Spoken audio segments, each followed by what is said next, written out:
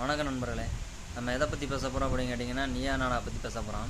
இப்போ இந்த நீயா நாடாவில் வந்து பார்ட் 1ல் வந்து அவர் கோபிநாத் என்ன சொன்னாப்புல அப்படின்னு கேட்டிங்கன்னா, நம்ம வரதட்சணை பற்றி எதுவும் பேச வேண்டாம். பெண்கள், அதாவது கல்யாணத்துக்கு முன்னாடி பெண்களோட டிமாண்ட் என்ன, அவங்க என்னென்னலாம் டிமாண்டு கேட்குறாங்க அப்படின்னு சொல்லிட்டு நம்ம கேட்போம், விசாரணை நடத்துவோம் அப்படின்னு சொல்லிட்டு தான் அந்த ப்ரோக்ராமே நடத்தினாப்புல. அதே வந்து பார்ட் 2ல் வந்து வரதட்சணை பற்றி பேச வர்றாரு. என்ன அப்படின்னு சொல்லிங்கன்னா, ஒரு பொண்ணு வந்து கேட்குது, ஒரு ஷோல்டர் அப்படி ஏற்றிட்டு ஒரு கெத்து அந்த பொண்ணு என்ன கேட்குதா அப்படின்னா, உங்களுக்கெல்லாம் காரு வேணும், வீடு வேணும், சொம்பு வேணும், அது வேணும், அதாதியெல்லாம் கேட்குறீங்க. ஆனால் கேட்டுட்டு நீங்கள் மட்டும் வரதட்சணை கேட்குறீங்க, நாங்கள் ஏன் எங்கள் அம்மா அப்பாட்ட கேட்கக்கூடாது அப்படின்னு சொல்லிட்டு இந்த பொண்ணு பேச்சு. அப்போ அந்த கோபிநாத் வந்து ஃபஸ்ட்டு பார்ட்டில் வந்து பேசக்கூடாது அப்படின்னு சொல்லிட்டு வரதட்சணை பற்றி பேச வேண்டாம், ஆல்ரெடி நம்ம எல்லாம் அதெல்லாம் விவாதிச்சாச்சு, நம்ம அதை பற்றி பேச தேவையில்லை அப்படின்னு சொல்லிட்டு பார்ட் 2ல் வந்து ஏன் வரதட்சணை பற்றி பேச விடணும், எதுக்கு அவர் பேச விடணுங்கிறேன். இப்போ நம்மளுடைய முன்னோர்கள் வந்து என்ன சொல்லியிருக்காங்க அப்படின்னு கேட்டிங்கன்னா, அதாவது ஒரு பெண்ணு பிறந்த வீட்டிலேருந்து புகுந்த வீட்டுக்கு போகிறப்ப எதுக்காக சீர்வரிசை கொடுக்குறாங்க அப்படின்னு கேட்டிங்கன்னா, நம்மளுடைய முன்னோர்கள் வகுத்தது எதற்காக அப்படின்னா, ஒரு பெண் தன்னுடைய தந்தை தாய் தந்தருடைய வீட்டிலேருந்து பிரிஞ்சு போகிறப்ப அவங்களுடைய பாசம், அவங்களுடைய அன்பு அவங்கள விட்டு விளையிடக்கூடாது அப்படின்றக்காண்டி அந்த பொண்ணு என்றைக்குமே வந்து தன்னுடைய தாய் தந்தருடைய மறந்துடக்கூடாது அப்படின்ற ஒரு விஷயத்துக்காக இந்த சீர்வரிசைகள் செஞ்சாங்க. அந்த சீர்வரிசையில் அந்த பொண்ணு வாங்கிட்டு போய் அவங்க குடும்பத்தில் அவங்களோட வீட்டில் வந்து அதை வந்து பயன்படுத்துகிறப்ப எப்போயுமே அவங்க அம்மாவுடைய, அவங்க அப்பா, இது வந்து எனக்கு அப்பா கொடுத்தது, இது வந்து என்னுடைய அம்மா எனக்கு கொடுத்தது அப்படின்னு அவங்களுடைய ஞாபகார்த்தம் அவங்கள விட்டு அந்த பொண்ணை விட்டு போயிடக்கூடாது அப்படின்ற ஒரு விஷயத்துக்காக தான் வந்து நம்மளுடைய முன்னோர்கள் வந்து அந்த சீர்வரிசைகளை வந்து செஞ்சாங்க. அதுவும் பெண் வீட்டிலேருந்து இந்த ஒரு ரீசனை வச்சு தான் வந்து செஞ்சது. இதுவே பார்த்திங்கன்னா மேலை நாடுகள், அதாவது மேலை நாடுகள்னால் வெளிநாடுகளில் உள்ள மற்ற நாடுகள், அதாவது சைனா, ரஷ்யா, அமெரிக்கா, மற்ற கண்ட்ரியெல்லாம் எப்படின்னா, இப்போ ஒரு பையன் கல்யாணம் பண்ண போகிறான், மேரேஜ் பண்ண போகிறான் அப்படின்னா வந்து அவன் வந்து அந்த பையன் வந்து அந்த பொண்ணோட வீட்டுக்கு இவன் வந்து பணத்தை கொடுத்துட்டு, பணமாவோ பொருளாவோ எல்லாத்தையும் கொடுத்துட்டு தான் அந்த பொண்ணை அங்கேருந்து அவன் வந்து கூட்டிகிட்டு வர முடியும். கூப்பிட்டு வந்தது தான் அதுக்கப்புறம் வந்து இவன் கல்யாணமே பண்ண முடியும். என்ன, இது வந்து அவனுக்கு வந்து 2 செலவு, இது வந்து 2 செலவாக பார்க்கப்படுகிறது. அப்படி என்னன்னு கேட்டிங்கன்னா, அதாவது அவனுக்கு வந்து பெண் வீட்டுக்கும் காசு கொடுக்கணும், அதோட இவன் கல்யாண செலவுகளையும் பார்க்கணும் அப்படின்ற மாதிரி. அதே நம்ம நாட்டில் இருக்கக்கூடாது, அது நம்ம நாட்டில் அந்த மாதிரி மற்ற நாடுகள் மாதிரி இருக்கக்கூடாது அப்படின்னு அந்த மாதிரி யோசிக்காமல் நம்ம முன்னோர்கள் இதை வந்து எப்படி அவங்களுடைய முன்னோர்கள் வந்து வகுத்தது வந்து, அதாவது அதாவது ஒருத்தர் கல்யாணம் பண்ண போகிறாரு அப்படின்னா பெண் வீட்டில் வந்து பாதி செலவு பெண் வீட்டார்களும் பையன் வீட்டார்களும், ஏன்னா ஒரு பெண்ணையும் ஆணையும் தான் இது சேர்த்து வைக்க போகிறாங்க அப்படின்றப்ப பெண் வீட்டிலேருந்து பாதி செலவும் ஆண் வீட்டிலேருந்து பாதி செலவும் இப்படி அதாவது பாதி ஒன்று சேர்றப்ப அவங்களுக்கு வந்து 2 பேருக்குமே எந்த பிரச்சனையும் இருக்காது. செலவு பிரச்சனைகள் இருக்காது, பண பிரச்சனைகள் வந்து எதுவும் இருக்காது. அதுவும் இல்லாமல் நம்மளுடைய உறவுகள் வேறு என்றைக்குமே நீடிக்கும். ஏன்னா வந்து அவங்களும் பணம் போட்டு செலவு பண்ணி பண்ணுறாங்க, இவங்களும் பணம் போட்டு செலவு பண்ணுறாங்க. இதுவே மற்ற நாடுகளில் வந்து ஒரு பொண்ணை எடுத்துட்டான்னா அதோட சரி, அந்த பொண்ணை எடுத்தோட சரி, அதுக்கப்புறம் தாய் தந்தைகள் வந்து என்னைக்காவது ஒரு நாளைக்கு வந்து பார்த்துட்டு போகிறதோட சரி, அதுக்கப்புறம் அவங்களுடைய பாசம் பந்தம் அப்படிலாம் அவனுடைய குடும்பம் அவ்வளோதான், அவனோட குடும்பம் அப்படின்னு அதை செப்பரேட்டாக அப்படியே பிரிஞ்சு போயிடுது. அந்த மாதிரி தான் வந்து மற்ற நாடுகளில் பண்ணுறாங்க. இந்த நம்ம நாட்டில் இந்த மாதிரி நடந்துடக்கூடாது அப்படின்றக்காண்டி நம்மளோட முன்னோர்கள் முன்னாடியே ஏதோ ஒரு விஷயத்தில் எப்படியோ யோசிச்சு இந்த மாதிரி விஷயம், அதாவது இந்த மாதிரி சீர்வரிசைகள் அப்படின்றத பண்ணாங்க. இது வந்து பண்ணாங்க. அதை வந்து நம்ம பொண்ணுங்க அதெல்லாம் வந்து அதை பற்றிலாம் யோசிக்கிறது இல்லை. அதை பற்றிலாம் யோசிக்காமல் நீங்கள் என்னடான்னா, எங்கள் அம்மா அப்பாட்ட தானே நான் கேட்குறேன், எங்கள் அம்மா அப்பா எப்படி இருந்தாலும் பரவாயில்ல, நான் வந்து எப்படியும் அடுத்த வீட்டுக்கு போக போகிறேன், என்னுடைய அதாவது வருங்கால கணவர் வந்து எப்படி இருப்பேன்னு தெரில, அவன் வந்து நல்லவனா கெட்டவனா, நாளை பின்ன கல்யாணம் பண்ணி போனதுக்கப்புறம் அவன் எப்படி இருப்பான் எங்களுக்கு தெரியாது, எதுக்கு நம்ம அவன்கிட்ட போய் எதுக்கு எடுக்கிட்டு வச்சுக்கிட்டு நம்ம அப்பா அம்மாட்ட கேட்குறீங்க, ரைட்டு தான். சரி, இப்போ நீங்கள் கல்யாணம் பண்ணி போகிறீங்க, கல்யாணம் பண்ண போகிறதுக்கு முன்னாடி உங்கள் அம்மா அப்பா வந்து ஒரு அரேஞ்ச் மேரேஜ் பண்ணி வைக்கிறாங்க. அந்த அரேஞ்ச் மேரேஜ் பண்ணி வைக்கிறதுக்கு முன்னாடி அந்த பையனை பற்றி விசாரிக்காமல், அந்த பையனுடைய பேக்ரவுண்டை பற்றி விசாரிக்காமல், அவனுடைய சொத்து மதிப்பு, அவனுடைய வந்து படிப்பு வசதிகள் என்ன எதுவுமே விசாரிக்காமல் அவங்கள வந்து கல்யாணம் பண்ணி வைக்க போகிறாங்க. அவன் வந்து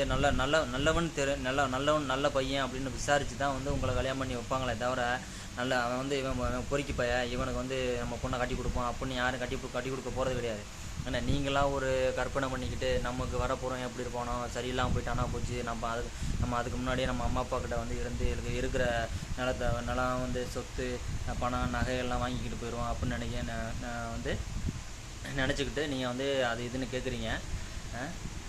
நீங்கள் அதெல்லாம் நினச்சி கேட்குறீங்க. சரி, ஓகே, நீங்கள் அதெல்லாம் கேட்டீங்க. நாளைக்கு அதே போல் நீங்களும் கல்யாணம் பண்ணி போனதுக்கப்புறம் உங்களுக்கு ஒரு குழந்தை பிறக்கும், அதாவது அது ஒரு பொண்ணு பிறக்கும்.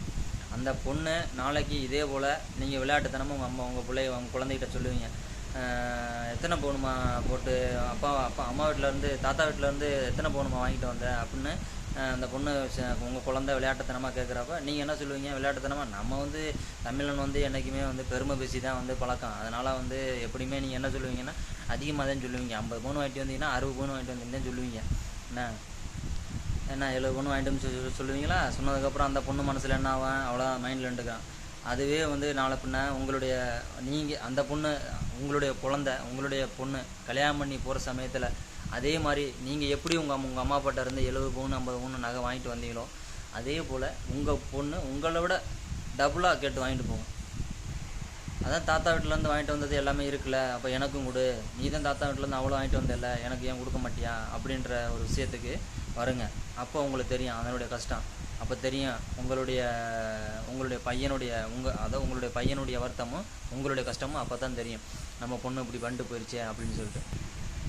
அது வரைக்கும் கண்டிப்பாக சொல்கிறேன், உங்களுக்கு அந்த ஃபீலிங்கே இருக்காது, உங்களுக்கு அந்த நினைப்பே இருக்காது. அதாவது நாளை பின்ன நம்மளுடைய பிள்ளைகளும் அந்த மாதிரி பண்ணிருங்களோ வச்சுருங்களோ அந்த மாதிரி நினப்பு உங்களுக்கு இருக்காது. ஏன்னா உங்கள் அம்மா பட்டம் வாங்கிட்டு போகிறீங்க, வாங்கிட்டு போயிட்டு சந்தோஷமாக வாழ போகிறீங்க. வாழ்ந்ததுக்கப்புறம் கடைசியில் உங்கள் பொண்ணு உங்கள்கிட்ட வந்து அது மாதிரி கேட்குறப்ப அப்போ தான் தெரியுமே தவிர அந்த கஷ்டம். அதுக்கு முன்னாடியெல்லாம் எதுவுமே யோசிக்க மாட்டீங்க. உங்களுக்கு தேவை வந்து பணம், நகை, இருக்க இடம், பொருள், வீடு எல்லாமே அந்த மாதிரி வசதியாக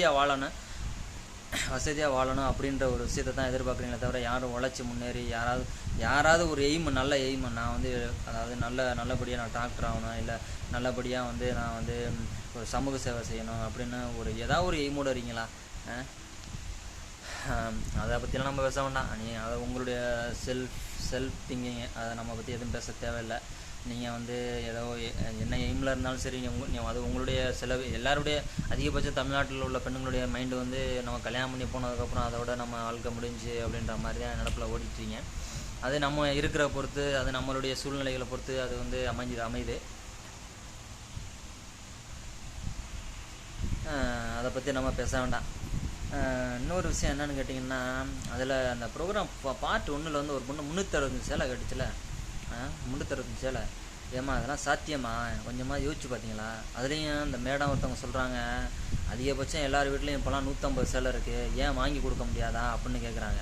150 சேலை வந்து பாருங்கள், கிராமப்புறங்களெல்லாம் வந்து பாருங்கள், 150 சேலை யார் வீட்டில் இருந்துச்சுன்னா வந்து என்னை வந்து கேளுங்க. 150 சேலை உங்கள் வீட்டில் எங்கள் கிராமப்புறங்களில் போய் எண்ணி பாருங்கள். ஒவ்வொரு வீட்டிலையும் போய்ட்டு ஒரு பெண்ணு வீட்டில் போய் கேட்டு பாருங்கள், 150 சேலை இருந்துச்சுன்னு வச்சுங்க, வாங்க என்ன செருப்பு கழட்டி அடிங்க வாங்க. அசால்ட்டாக சொல்கிறீங்க 360 சேலைன்னு சொல்லிட்டு. அதுலேயும் அந்த மேடம் வந்து 150 சேலை இல்லாமல் இருக்குமா குறையாமல்? நகர்ப்புறங்களில் இருக்கலாம், நகர்ப்புறங்களில் பெரிய பிஸ்னஸ் மேக்னெட் உள்ள குடும்பங்களில் இருக்கலாம். மற்றபடி கிராமப்புறங்களெல்லாம் அது மாதிரி கிடையாது. நீங்கள் கோபிநாத் சொன்ன அந்த தீர்ப்பு வந்து கண்டிப்பாக வந்து கிராமப்புறங்களில் எடுபடாது. இது வரைக்கும் நீங்கள் அதாவது உச்சநீதிமன்றத்திலையும் உயர்நீதிமன்ற தீர்ப்பு இருக்கலாம், பெண்களுக்கு சம உரிமை உண்டு சொத்துல அப்படின்னு இருக்கலாம். அது இன்னும் கிராமப்புறங்கள் நடைமுறைக்கு வரலை, நடைமுறைக்கு வரவும் வராது. என்ன புதுசாக ஒரு கல்ச்சரை உருவாக்காதீங்க யாருமே. நம்ம வந்து இந்த 360 சேலைக்கு வரும். முதல்ல இப்போ ஒரு எக்ஸாம்பிளுக்கு வந்து இப்போ ஒரு சேரீ வந்து 2000ன்னு வச்சுங்களேன். 2000னா 365 × 2000 எவ்வளோ? 7,30,000 ரூபா வருது. ஓகேயா? 7,30,000 அதாவது ஒரு சேரீக்கு மட்டுமே 7,30,000 அவங்க அம்மா அப்பா செலவு பண்ணேன். அதுக்கப்புறம் நகைக்கு வந்து 50 பவுன் நகைன்னு வச்சுங்க. ஒரு நார்மலான 50 எப்பவுமே எல்லாருமே அதில் கேட்டது வந்து அதிகபட்சம் வந்து 70 பவுன் 50 பவுன் அப்படிலாம் கேட்டிங்க. நம்ம வந்து ஒரு 50 பவுன் வச்சுக்கோன்னு வச்சுங்களேன். 50 பவுன் இப்போ வந்து 50 பவுன் நகை அப்படின்னா 20 லட்ச ரூபா வருது. அப்போ நகைக்கு 20 லட்சம், சேரீக்கு 7,30,000, டோட்டலாக 27,30,000. அதுக்கப்புறம் என்ன கேட்டிங்க? சீர்வரிசைகள். அது எப்படி நீங்கள் வந்து எப்படி 4 லட்சம் 5 லட்சத்துக்கு குறையாமல் சீர்வரிசைகள் வரும். பைக்கு, ப்ளஸ்ஸு அதாவது கணவருக்கு பைக்கு, அப்புறம் வந்து பெட்டு, பீ ஃப்ரிட்ஜு, பீரோலு, பல வகைகள் அதில் ஒரு எப்படி 4 லட்சம் வந்துடும், ரவுண்டிங்காக வந்துடும். அதுக்கப்புறம் என்னன்னு கேட்டிங்கன்னா வீடு வீடு கட்டிச்சு அந்த பொண்ணு. எப்படியும் அந்த வீடு குறைஞ்சபட்சம் எப்படியும் 8 லட்சம் 10 லட்சத்துக்கு போட்டு தான் அம்மா அப்பா கட்டியிருந்துருப்பாங்க. என்ன அந்த 8 லட்சம் வீடு, என்ன 8 லட்சம் வீடு ப்ளஸ்ஸு நீங்கள் வந்து 27,030 ப்ளஸ்ஸு 31,030 ப்ளஸ்ஸு அந்த வீடு 8 லட்சம் எப்படியும் 40 லட்ச ரூபா ஆகிப்போச்சு. அதாவது ஒரு சாதாரணமில்ல, ஒரு பெண் கல்யாணம் தான். அதாவது நீங்கள் கேட்குறதெல்லாம் தப்பு இல்லை. உங்களுடைய குடும்பத்தில் சூழ்நிலை எப்படி இருக்குது, உங்கள் அம்மா அப்பா எப்படி கஷ்டப்பட்டு வளர்த்தாங்க, உங்களுடைய குடும்பத்தில் உங்கள் அண்ணனால் பண்ண முடியுமா அப்படின்ட்டு, இது பாசிபிளா அப்படின்னு சொல்லிட்டு, இல்லை இம்பாசிபிளா அப்படின்னு சொல்லிட்டு யோசிச்சு அதெல்லாம் பண்ணலாம், அதெல்லாம் கேட்கலாம், தப்பு கிடையாது. நீங்கள் எதையுமே யோசிக்காமல் ஏதோ இந்த ப்ரோக்ராமில் கேட்குறாங்க, நம்ம அப்படியே கொஞ்சம் கெத்தாக சொல்லுவோம், நம்மளுடைய கெத்தை காட்டுவோம் அப்படின்ட்டு ஒரு திமிரில் தான் எல்லாம் பேசியிருக்கீங்களே தவிர யாரும் ஒரு ரியாலிட்டி எதுவும் பேசலை. கோபிநாத் என்ன சொல்கிறாரு, இது வந்து ரியாலிட்டி ஷோ, எப்பவுமே உண்மையை பேசுங்க அப்படின்னு சொல்கிறாரு. ஆனால் அதில் பேசின பூரா எல்லாம் ஜாலிக்கு பேசினா, விளையாட்டுக்கு. அந்த ஒரு பொண்ணுலாம் வந்து ஹெலிகாப்டரில் வந்து இறங்குறேன்னு சொல்லிச்சு. அதுக்கு பார்ட் 2ல் ஒரு அம்மா சொல்கிறாங்க, அந்த பொண்ணு விளையாட்டுக்கு சொன்னிச்சு, ரொம்ப சீரியஸாக சொல்லலை, சிரிச்சுக்கிட்டே சொன்னிச்சு. அதை வந்து மீம்ஸ் போட்டு பசங்களாம் ரொம்ப அசிங்கப்படுத்தி கேவலப்படுத்திட்டாங்க அப்படின்னு சொல்லியிருந்தாங்க. இதில் என்ன விளையாட்டாக சொல்கிறதுக்கு என்ன இருக்குது? அப்புறம் எதுக்கு அதை ரியாலிட்டி ஷோன்னு எதுக்கு நடத்தினேன்? மற்ற ப்ரோக்ராம்லாம் வந்து ஏதாவது யாராவது வந்து ஒரு ரியாலிட்டியை சொல்கிறதுக்கு பதிலாக ஏதாவது அப்படி ஏதாவது பொய் சொன்னாங்க அப்படின்னா, ஒரு அது உண்மைக்கு புறம்பாக ஏதாவது சொன்னாங்க அப்படின்னா இவர் வந்து அதை எடுத்து சொல்லுவார். இல்லை இது சாத்தியம் இல்லை, இது சரியாக வராது, நீங்கள் வந்து ஒரு கற்பனையில் சொல்கிறீங்க, இது சரியாக வரான்னு சொல்லுவார். ஆனால் இந்த செகண்ட் பார்ட்டில் வந்து அது சொல்லவே இல்லை. ஆனால் ஃபுல் அண்ட் செகண்ட் பார்ட்லையும் அந்த ஃபஸ்ட் பார்ட்லையும் ஃபுல் அண்ட் ஃபுல் கற்பனை தான். அது அந்த பொண்ணுங்க கற்பனைன்னு நீங்கள் சொல்கிறீங்க, செகண்ட் பார்ட்டில் கற்பனைன்னு சொல்கிறீங்க. கற்பனைன்னா அப்போ அவர் எடுத்து சொல்லணும்ல, இது வந்து சாத்தியம் இல்லைங்க. இதை வந்து நீங்கள் என்ன ஹெலிகாப்டர்லேருந்து இறங்குறது, அப்புறம் வந்து ஸ்ரீவாரி மண்டபத்தில் கல்யாணம் வைக்கிறது, ஒரு நாளைக்கு 7 லட்சமா ஸ்ரீவாரி மண்டபத்தில் வைக்கிறது, அதெல்லாம் சாத்தியமே இல்லாமான்னு சொல்லியிருக்கணும்ல. அப்போ ரியாலிட்டி ஷோனா அதே உண்மை. அப்போ அதானே சொல்லியிருக்கணும் அவர். அதை சொல்லவே இல்லை. கடைசி வரைக்கும் ப்ரைஸ் கொடுத்தது கூட வந்து அந்த பெண்கள் சைடு தான் வந்து ப்ரைஸ் கொடுத்தாரு தவிர எது உண்மை எது நியாயமோ அந்த சைடு அவர் வந்து ஒரு ப்ரைஸோடு கொடுக்கல. ப்ரைஸ் கொடுக்குற பற்றி நம்ம பேச தேவையில்லை. அவர் கடைசியாக சொன்ன தீர்ப்பு என்ன அப்படின்னு கேட்டிங்கன்னா, சொத்துல பங்கு. ரொம்ப சந்தோஷம் சார், ரொம்ப சொத்துல பங்குக்கு சொன்னீங்க, ரொம்ப சந்தோஷம். இப்போ வந்து எடுத்துக்காட்டுக்கு கிராமப்புறங்களில் வந்து பாருங்கள், அதிகபட்சம் வீடு ப்ளஸ்ஸு நிலம் வந்து அதிகபட்சம் ஒரு சில பேர்கிட்ட தான் நிலம் இருக்குது.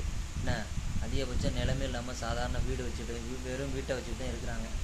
அதில் அந்த ரேஷன் கடையில் வரக்கூடிய அரிசிகளையும் சாப்பாடுகளையும் வாங்கி வச்சுக்கிட்டு தான் சாப்பிட்டுக்கிட்டு மக்கள் வந்து காலத்தை ஓட்டிக்கிட்டு இருக்காங்க. இந்த மாதிரி மக்கள் உள்ள வீட்டில் வந்து இப்போ பொண்ணுங்க இருக்காங்கன்னு வச்சுங்களேன். இப்போ இந்த ப்ரோக்ராம் நீங்கள் பாட்டுக்கு ஈஸியாக நடத்தி விட்டீங்க, நீங்கள் கேட்கலாம், சொத்து கேட்கலாம், ஈஸியாக கேட்கலாம் அப்படின்னு சொல்லிட்டீங்க. இப்போ ஒரு வீடு எக்ஸாம்பிளுக்கு ஒரு வீடு இருக்குன்னு வச்சுங்க. அந்த வீட்டில் ஒரு பொண்ணும் பையனும் இருக்காங்க. அந்த பொண்ணு இப்போ வந்து ஒரு வீடு தான் இருக்குது. அந்த வீட்டில் என்னத்தை எடுத்துக்கிட்டு போங்க? அந்த பொண்ணு 2 செவரு இல்லை 4 செவரு இருக்கு. அந்த 4 செவரை 2ஆக பிரித்து எடுத்துகிட்டு போக இல்லையா? இந்த பையனுக்கு 2 செவரு, பொண்ணுக்கு 2 செவரு. என்ன தீர்ப்பாது எல்லாருக்கும்? சார், இதை வந்து இந்த ப்ரோக்ராம் நடத்துகிறது வந்து ரியாலிட்டியாக நடத்தினேன், உண்மையை பேசி நடத்தினேன். சும்மா ஏதோ நடத்த விட்டு அதுலேயும் ஒரு அம்மா கேட்டாங்க, என்ன சார் நீ ஏன்னா நடத்துறது வந்து எல்லாருக்கும் பயனுள்ளதாக நடத்தணும் சார், இப்படி நீங்கள் நடத்துறீங்களா சார் அப்படின்னு அந்த அம்மா கேட்குறாங்க. உடனே அதை சென்சார் கட் பண்ணி வர போடுறீங்க. நீங்கள் என்ன ப்ரோக்ராம் நடத்துறீங்க நீங்கள்?